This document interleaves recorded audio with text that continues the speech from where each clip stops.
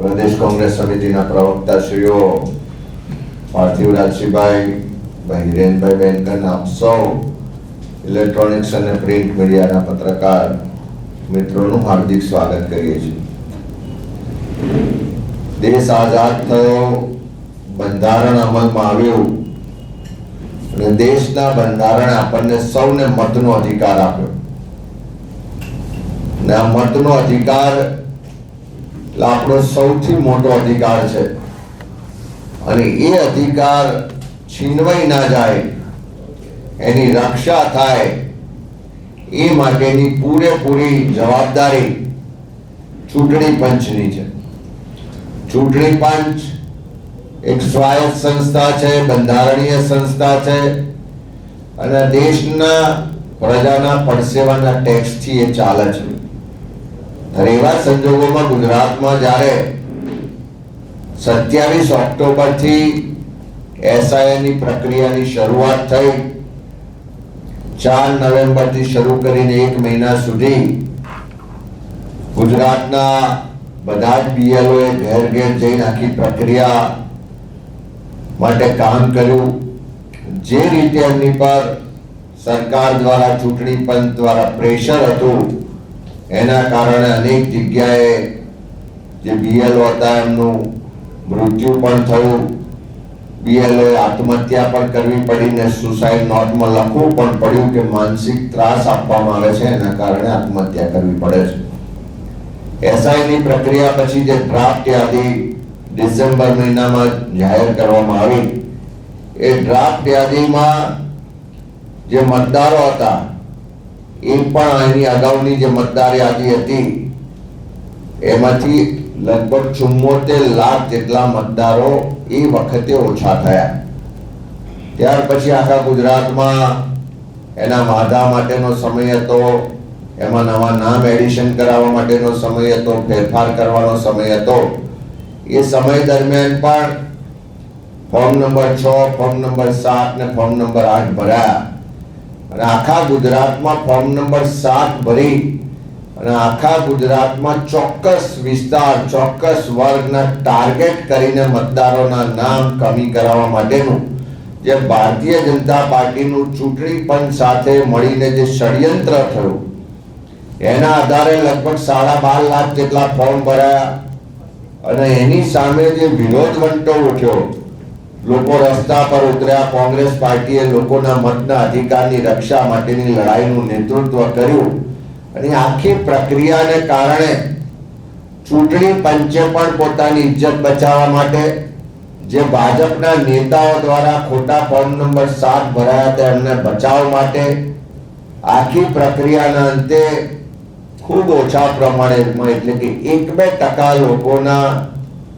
નામ ડિલીટ કર્યાની માહિતી અત્યારે આ પ્રાથમિક જે ફાઇનલ લિસ્ટ ને જોતા લાગી રહ્યું છે। અત્યારે ચૂંટણી પંચ દ્વારા જે વિગતો જાહેર કરવામાં આવી છે જોતા આ ફાઇનલ લિસ્ટ મુજબ અત્યારે હવે 4,40,30,725 મતદારો ગુજરાતમાં છે। એટલે જે ડ્રાફ્ટ યાદી હતી એમાંથી 68 લાખ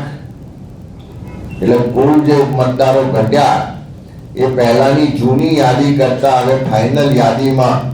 68,12,711 મતદારો ઘટ્યા છે। તમને બધાને યાદ હશે કે જ્યારે ઓગસ્ટ 2025 માં રાહુલ ગાંધીજીએ દેશમાં વોટ ચોરીના આખા નેક્સસનો પર્દાફાશ કર્યો અને ત્યાર પછી ગુજરાત કોંગ્રેસે પણ નવસારી લોકસભા બેઠકના मतदार यादीना आधारे अमे कीधुं हतुं के गुजरातमां जो आ ज रीते नवसारी लोकसभामां जे 84 विधानसभा छे ए मुजबनी मतदार यादीमां घोटाळा होय तो 12% એટલે કે 62 लाख करता વધારે मतदारो खोटा हशे। आ जे फाइनल ड्राफ्ट डिक्लेर थयो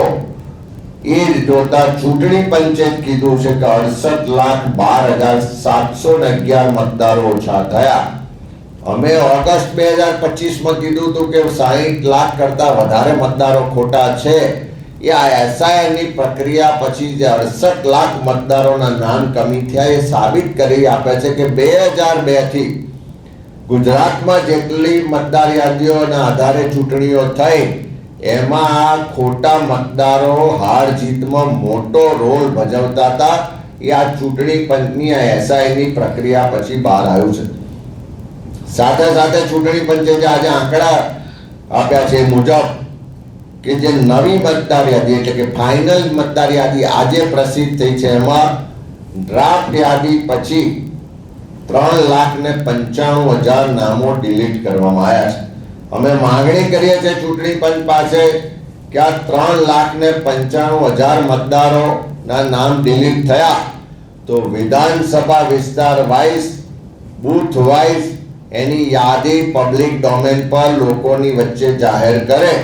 જેથી પ્રજાને ખબર પડે કે આ 3,95,000 કોણ લોકો છે અને કયા કારણથી એના નામ ડિલીટ થયા છે. બીજી બાજુ જે નવા ફોર્મ નંબર 6 ભર્યા પછી કે મેપિંગમાં કોઈ રહી ગયા હોય એવા લોકોના નામ એડિશન થાય એટલે કે ઉમેરાયા. ડ્રાફ્ટ યાદી પછી 9,56,000 મતદારોના નામ આ ફાઇનલ યાદીમાં ઉમેરવામાં આવ્યા છે. તો અમે ચૂંટણી પંચ પાસે માંગણી કરીએ છીએ કે આ 9,56,000 કોણ એવા મતદારો છે કે જેના નામ ડ્રાફ્ટ યાદીમાં નહોતા અને ફાઇનલ યાદીમાં નામ ઉમેરવામાં આવ્યા છે. તો વિધાનસભા વાઇઝ, બૂથ વાઇઝ જેના નામ ઉમેરવામાં આવ્યા છે એ લોકોની યાદી પણ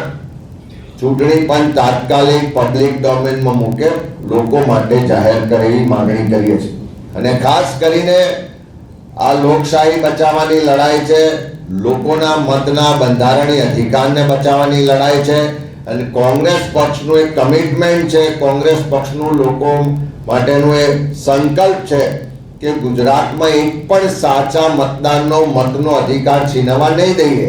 અને એના માટે ચૂંટણી પંચ કે ભારતીય જનતા પાર્ટીની મિલીભગત કરી અને કોઈ પણ પ્રયાસો કરશે તો એની સામે કોંગ્રેસ પાર્ટીનો એક એક કાર્યકર ગુજરાતના લોકોના આ મતના અધિકારની રક્ષા માટે બધી જ લડાઈ લડવાના સંકલ્પ સાથે અમે કામ કરી રહ્યા છીએ. ત્યારે ફરીથી માંગણી કરીએ છીએ કે ડ્રાફ્ટ યાદી ડિક્લેર કર્યા પછી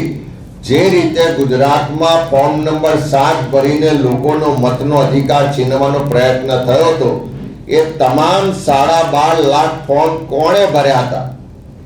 એમને ફોર્મ કોણે આપ્યા હતા, એ ફોર્મ કોણે સ્વીકાર્યા, એના સીસીટીવી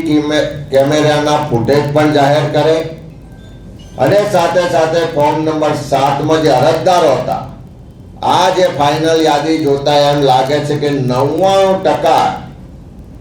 એ અરજીઓ રદ કરવામાં આવી છે, રિજેક્ટ કરવામાં આવી છે. એટલે ખોટી માહિતીના આધારે ફોર્મ નંબર 7 ભરી